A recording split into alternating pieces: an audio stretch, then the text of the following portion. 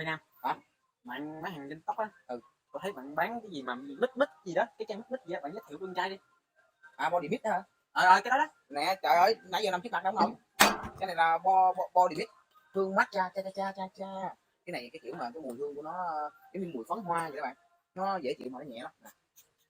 Đó, bạn nghe mùi thơm không? Thơm bạn, dịu bạn. Đúng không? Cái này mà đi chơi với bồ đã lắm nha, mà lưu hương là trên 6 tiếng đồng hồ.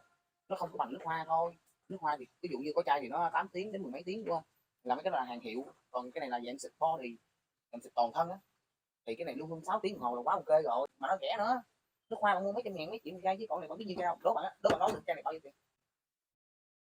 200 cành không bạn? Trời ơi, đâu phải trăm cành chứ vậy. 35 cành nằm trong gốc trái vô hàng của tôi.